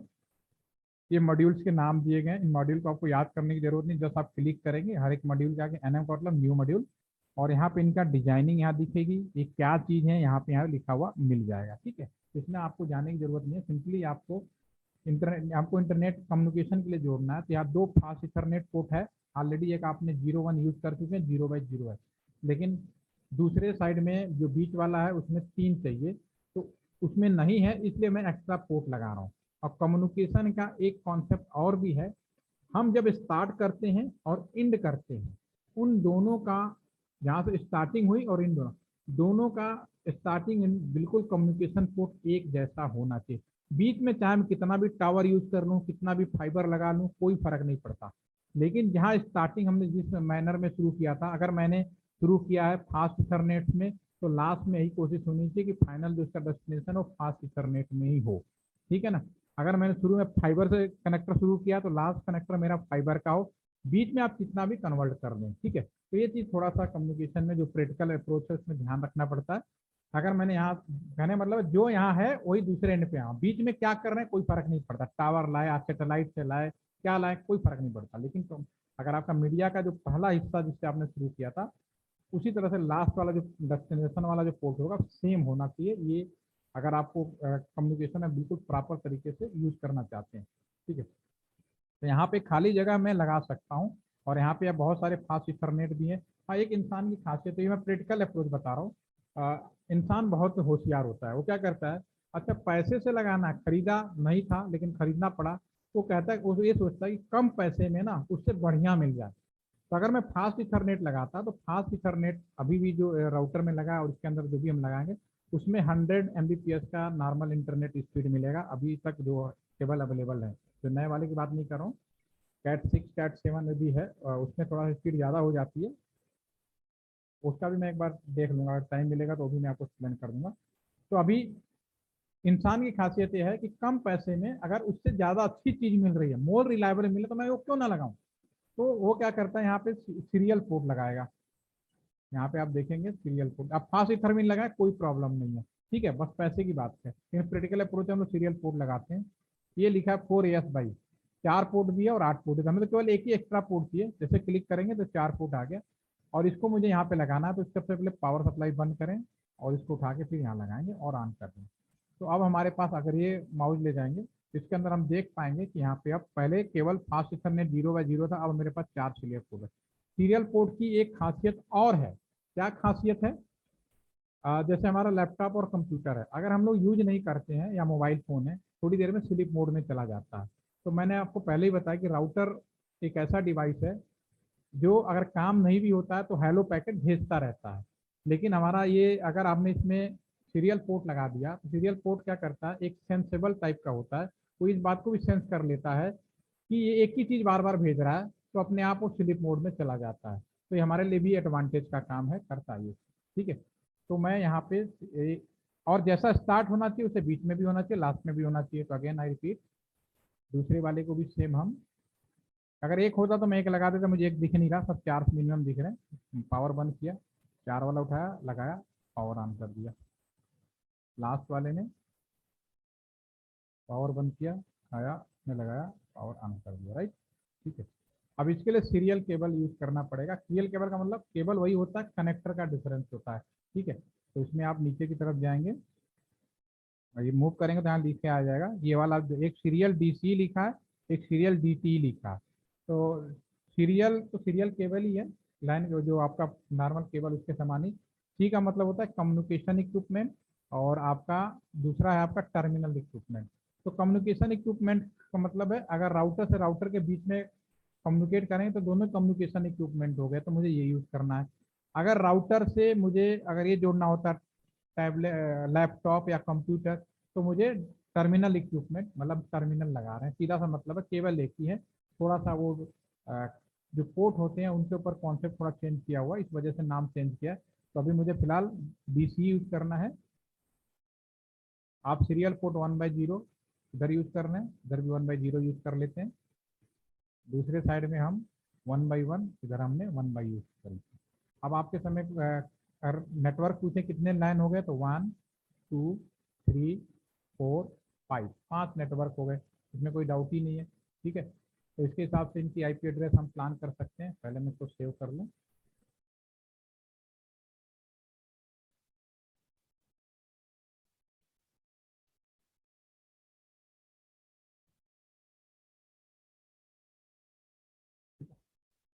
नेटवर्क है, मैं फटाफट इनकी आईपी अपने हिसाब से प्लान कर लीजिए। 192.168.1.0 ये ऑलरेडी मैं कर चुका हूँ, एक तरफ आपका रिवाइज भी हो जाएगा। ये 1.0 हो गया, ये आपका 2.0 कर देंगे, इसको हम 3.0 कर देंगे, इसको हम 4.0 कर देंगे और इसको हम 5.0 कर देंगे। राइट, तो जो हमने प्लान किया उसके हिसाब से हम बात कर लेते हैं। दिस इज द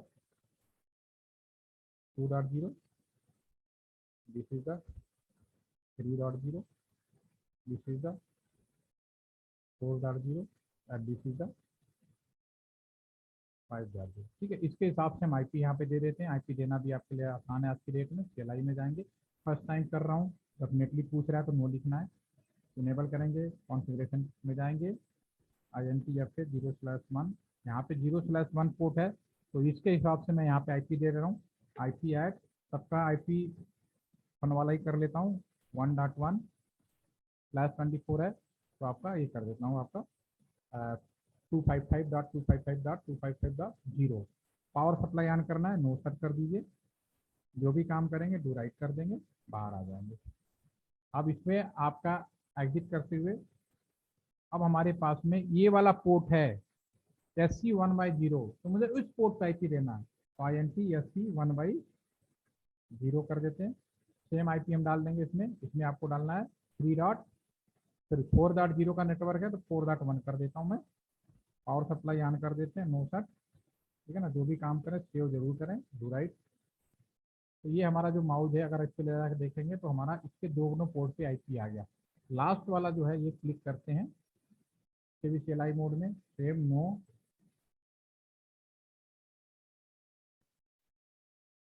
जो भी काम करेंगे इनेबल, कॉन्फ़िगरेशन मोड में जाएंगे, INT फिर 0/1 आईपी ऐड करेंगे, क्योंकि ये 2.0 का नेटवर्क हमने डिफाइन किया हुआ है, तो 192.168.2.1 सबनेट मास्क 255 डॉट करते हुए +24 है। पावर सप्लाई ऑन करेंगे, नो सर। जो भी काम करेंगे डू राइट जरूर करें और एग्जिट कर दें। अब इसमें हमारे पास दो सीरियल पोर्ट हैं, 1/0 और 1/1। 1/0 जो है 4.0 के रिस्पेक्ट में है, तो यहाँ मैं 4.2 कर दूंगा। तो मैं यहाँ पे INT पहले SC 1/0 पे चला जाता हूँ और इसकी जो IP एड्रेस है आपका, इसको जो हमने 4.2 कर देते हैं, 4.2। पावर सप्लाई ऑन कर देते हैं, नो सर। और जो भी काम करेंगे डू राइट और एग्जिट कर देंगे, राइट। तो ये भी इसका लाइन भी ग्रीन हो गई। अब ये बच गया 1/1, ठीक है। तो INT SC 1/1 कर देते हैं, सॉरी INT SC 1/1, ठीक है। पावर इसकी IP एड्रेस इसका आपका 5.1, क्या 5.0 है, तो मैंने 5.1 कर देता हूँ, 5.1। पावर सप्लाई ऑन, नो सट, डू राइट, ठीक है, एग्जिट। तो ये जो मेरा बीच का राउटर है, इसके तीनों पोर्ट पे हमने IP अलॉट कर दिया, दैट इज द 3 पोर्ट जो भी हमने प्लानिंग किया था। और जो लास्ट वाला है इसमें भी 2 पोर्ट है लगे हाथ, इसको भी कर देते हैं। और होपफुली कि अब क्योंकि मैंने दोबारा किया है और कई दिन से आप सुन रहे हैं, तो अब आपके माइंड में सेट हो जाना चाहिए कि भाई बहुत ही आसान चीज़ है, ठीक है ना। INT FA0/1 IP add 192.168.3.1। Power supply on कर देता हूँ, नो सट। जो भी काम करेंगे डू राइट करें, एग्जिट करें। और लास्ट बच गया INT SC 1/1, इसको भी IP कर देंगे। इसमें 5.2 कर देंगे क्योंकि 5.1 हमने लेफ्ट साइड में दिया था, जो बीच वाला राउट था, तो ये 5.2 कर देते हैं। पावर सप्लाई ऑन, नो सट। जो भी काम करें डू राइट करें और एग्जिट कर दें। ये तो पहला काम इसका ये हो गया कि हमारा एक हो गया। जब मैं ट्रैफिक कंट्रोल के बारे में, जो मैं अभी सेशन के बारे में बात कर रहा हूँ, तो उसके लिए पहले मुझे एक ऐसा कम्युनिकेशन नेटवर्क बनाना पड़ेगा जिसमें किसी भी तरह का कोई रुकावट नहीं, कोई बाधा नहीं। उसके बाद हम ट्रैफिक कंट्रोल करेंगे। इसको हम लोग एक्सेस कंट्रोल भी बोलते हैं। बहुत तरह का एक्सेस कंट्रोल होता है। पूरा दुनिया अभी आपका कश्मीर में अभी सुना होगा आपने, जब रूल आर्टिकल 370 रिमूव किया गया था तो पूरा इंटरनेट बंद होगा। कैसे बंद हो गया? अभी किसान आंदोलन हुआ था, उस एरिया का इंटरनेट हम एक कमांड मारे इंटरनेट बंद हो जाए, एक कमांड मारे SMS जाना बंद हो जाए। तो इस तरह की चीज़ें ये इसी तरह से की जाती हैं, जब इसको बोलते हैं एक्सेस कंट्रोल, एक ट्रैफिक कंट्रोल। और एमटेक में एक पॉपुलर नया सब्जेक्ट इंट्रोड्यूस पहले ही हो चुका है, कई जगह है कई जगह नहीं है। ट्रैफिक इंजीनियरिंग के बारे में बात की जाती है, वो इसका एक पार्ट है, छोटा सा पार्ट है, तो वो इसी ऊपर पूरा डिफाइंड है, ठीक है। अब यहाँ पे जो कंप्यूटर्स हैं इनकी IP यहाँ पे डिफाइन कर देता हूँ। ये आपका 192.168 1.1 तो गेटवे है, ठीक है। तो इसको कर देते हैं 1.2, क्योंकि यहाँ पे अभी कोई मैंने DHCP नहीं बनाया, तो अभी मैं मैनुअली डाल दे रहा हूँ, टाइम बचेगा आपका। दूसरे वाले को हमने 1.3 कर देते हैं। बीच वाले का एक 2.0 का है, तो इसके हिसाब से हम IP अलॉट कर देते हैं। ये आपका है 2.1 और ये 2.2 शुरू करेंगे। 2.1 इज द गेटवे। PC2 इसमें डाल दीजिए, ये 2.3 कर देते हैं, ओके। नेक्स्ट इज दैट आपका ये डेस्कटॉप पे ये 3.0 का सीरीज है, तो ये आपका 3.1 तो गेटवे हो जाएगा। और 3.2 से शुरू कर देता हूँ, कंट्रोल भी, ठीक है। और लास्ट में एक हम यहाँ पे 3.3 कर देते हैं,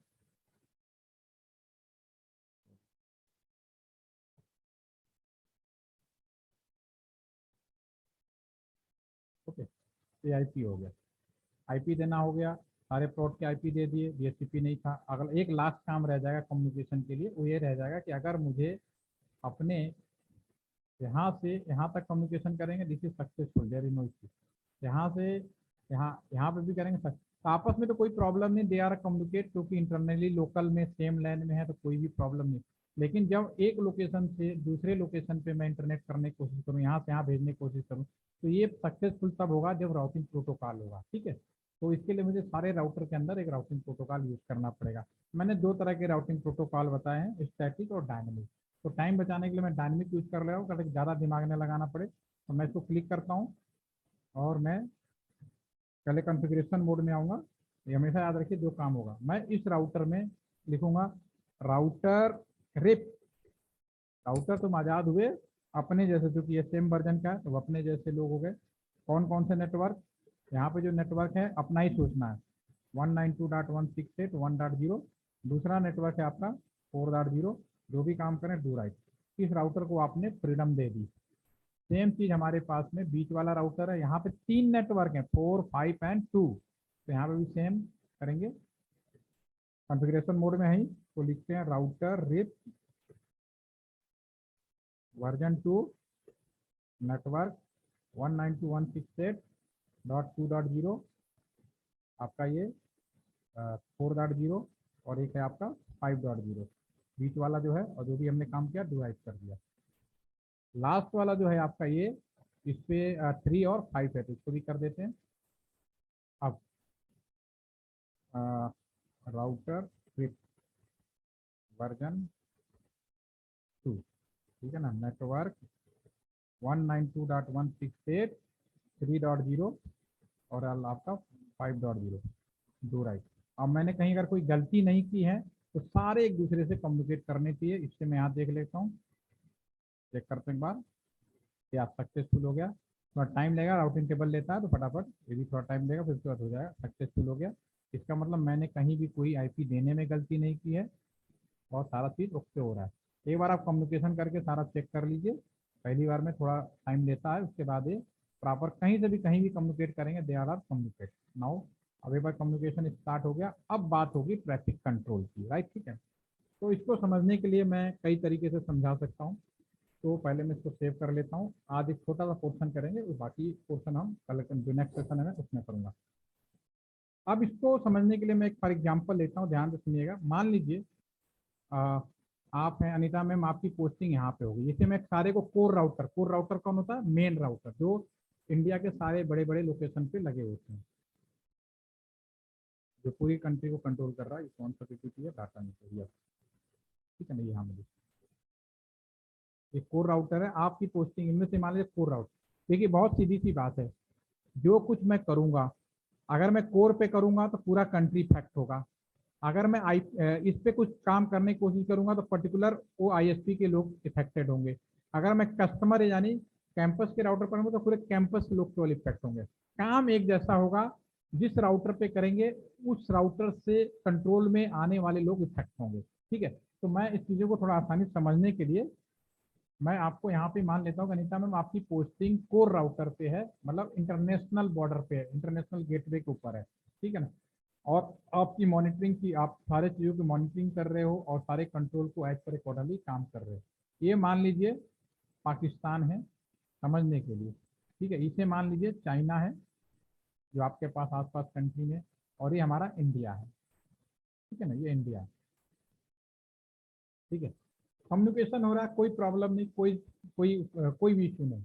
लेकिन अनीता मैम ने आपने ऑब्जर्व किया कि ये हमारा जो आपका पाकिस्तान का यहाँ पे एक आईपी, 2 आईपी या पूरा पर्टिकुलर एक एरिया, अगेन आई रिपीट, आपने यहाँ पे महसूस किया कि एक यूजर जो पाकिस्तान का है, एक यूजर भी हो सकता है, एक आईपी वहाँ पे पूरे एरिया में भी हो सकता है ना। आपने बस आपको क्या करना है, आपको ग्लोबल आईपी से मतलब है। तो एक आईपी से जो लोग इंटरनेट में हैं वो इंडिया के अंदर केवल मिसकम्युनिकेशन कर रहे हैं, मिसयूज कर रहे हैं, भड़काने की कोशिश कर रहे हैं, जो भी है, जो मतलब वैलिड नहीं है, इलीगल टाइप का कम्युनिकेशन है। एक आदमी भी हो सकता है, एक ग्रुप भी हो सकता है, या पूरा का पूरा शहर हो सकता है, ठीक है। जो इंटरनेशनल रूल रेगुलेशन है वो ये कहता है, क्योंकि हो सकता है कि ये जो रास्ता है इसी रास्ते के माध्यम से चाइना में कम्युनिकेशन भी हो रहा हो या नेपाल में भी हो रहा हो, पाकिस्तान का हमारा रिलेशन हो सकता है कि इससे खराब हो। लेकिन आपका मतलब ये नहीं कि आप इसका रास्ता बंद कर देंगे और इससे नहीं करेंगे, ऐसा करेंगे तो फिर भी हमारा इससे भी रिलेशन खराब हो सकता है। तो हम इसके रास्ता कभी बंद नहीं करते। इंटरनेशनल कहता है कि भाई रास्ता मत बंद करो, अगर आपके आपसी मतभेद है तो ठीक है, आप दूसरा उनका रास्ता कभी मत बंद करो, दूसरे रास्ते से जाने का मौका दो, ठीक है, वो चीज़ समझ। तो अब इसको तो यहाँ ये इंडिया में यहाँ से जो भी है कम्युनिकेट कर रहा है वो इंडिया में भी आ रहा है और यहीं से वो चाइना में भी जा रहा है। लेकिन अब आपको लगा कि भाई ये गड़बड़ है, तो इसको कहना तो बेकार है भाई कि तुम्हारे यहाँ से कुछ गड़बड़ हो रही है। ठीक है, तो आप क्या करोगे, आपको इस बात की राइट्स हैं बिना रास्ता को बंद किए हुए भी इसका अपने कंट्री के अंदर घुसने ना देना। ठीक है, तो इसको बोलेंगे ट्रैफिक कंट्रोल। इस तरह की जो घटना है कि किसको आना है, किसको अलाउ करना है, किसको नहीं करना है। ठीक है, this is a traffic control. और जो मैंने अभी इस चीज का जिक्र किया, ये इसको बोलते हैं access control list. Access control list हजारों तरीके से पॉसिबल है। जैसे समय बदल रहा है, नए नए तरह के एक्सेस कंट्रोल आ रहे हैं। अभी मैंने जो एक्सेस कंट्रोल की बात करी, उसमें ये जो पाकिस्तान का जो भी लोग हैं, जो भी वो आईपी है, उस आईपी एड्रेस से ना तो टेलीफोन कर पाएगा, ना तो इंटरनेट कर पाएगा, ना किसी भी तरह का, पूरी तरह से रोक लगेगा। अगर 100% आप ब्लॉक करोगे तो ये कराएगा स्टैंडर्ड एसीएल। इसको हम बोलेंगे स्टैंडर्ड एसीएल। एसीएल का मतलब एक्सेस कंट्रोल, जॉब एड में लिखा हुआ है एक्सेस कंट्रोल लिस्ट। ठीक है ना। और आईएसओ ने प्री डिफाइंड किया हुआ है कि देख अगर आप लगा रहे हो तो इसकी डिजिट उन्होंने पहले से डिफाइन कर रखा है कि ठीक है, एक राउटर में आप 100 तरीके से स्टैंडर्ड एसीएल यूज कर सकते हो और उसकी पहचान होगी 1 से लेके 99। अगर कोई आपसे पूछे कि आपके राउटर में कोई आपने एसीएल कंट्रोल किया है, आपने कहा हाँ भाई एसीएल नंबर 15, तो 15 नंबर 1 से लेके 100 के बीच में आता है। इसका मतलब है कि मैं अपने राउटर के अंदर स्टैंडर्ड एसीएल लगा रखा है। और स्टैंडर्ड एसीएल का मतलब है कि वो ना तो टेलीफोन कर सकता है, ना तो इंटरनेट कर सकता है, किसी भी तरह का कम्युनिटी को 100% ब्लॉकिंग की गई है। This is the standard ACL. ठीक है, अब ये कैसे करना है, ये अपने ही राउटर पे कमांड के माध्यम से रूल बनाना है पहले, उसके बाद अप्लाई कर देना। क्योंकि आप रूल पहले से बना के रखोगे, खाली बस गवर्नमेंट बोला और अप्लाई कर देती। सेम चीज कश्मीर में भी हुई थी। कश्मीर में भी क्या हुआ था कि सारे चीज को पहले राउटर कंट्रोल किया गया, राउटर को फिर कमांड बना के प्रिपरेशन करके रख दी गई कि भाई जैसे बोला जाए एक कमांड मारोगे पूरा का पूरा एरिया, सिग्नल सब आएंगे, रास्ता नहीं बंद किया, किसी का टावर नहीं बंद कर रहे, लेकिन वो एंट्री नहीं हो पाएगा, कम्युनिकेशन वहां पे ट्रांसफर। नेक्स्ट लेवल पे और भी तरह का एक्सेस कंट्रोल लिस्ट है, स्टैंडर्ड हुआ, एक्सटेंडेड हुआ, प्रॉक्सी हुआ, पर्टिकुलर एक टेलीफोन चले, पर्टिकुलर इंटरनेट चले, केवल ईमेल चले। अभी आपको याद होगा चाइना के बहुत सारी साइटें हमारे यहाँ ब्लॉक की गई। कम्युनिकेशन बंद नहीं है, इंटरनेट बंद नहीं है, कुछ साइटें ब्लॉक कर दी गई। लोकल लेवल पे पॉसिबल नहीं है, लोकल ये राउटर पे ही संभव कर सकते हैं, तभी पूरा कंट्रोल होगा। राउटर क्या है, सभी का कम्युनिकेशन कर रहा है। ठीक है ना। तो ये कंट्रोल क्या, अभी मैंने जो डेफिनेशन दिया इसको मैं यहाँ प्रैक्टिकली आपको करके दिखाऊंगा। अभी मेरा दूसरा सेशन शुरू होने वाला है, तो आज के लिए मैं इतना ही बता पाऊंगा। जो मेरा नेक्स्ट सेशन होगा इसको ले जाते हुए आगे मैं डिस्कस करूंगा। अभी मन में कुछ सवाल आए तो आप मेरे से पूछ लीजिए, ताकि मैं इसको अगली बार इसको प्रिपेयर करके रखूं। अभी मेरा समझ में आया कि मैं क्या कहना चाह रहा हूँ सर? जी सर, जी सर। Yes sir. हाँ, तो इसको कल नेक्स्ट टाइम मैं इसको सेव कर लेता हूँ। इस पे दोनों मैं दिखाऊंगा, वेबसाइट वाला प्रैक्टिकली सिमुलेटर पे कैसे एक्ट हो रहा है, और सेम कमांड हम वहाँ पे रियल पे देते हैं। तो आज के लिए इतना ही। कल हमारा सेशन होगा मे बी ब्लॉक 10 और फिर फर्दर के लिए। तो thank for thank you sir. Thank you. Thank you sir. Thank you, sir. Thank you sir.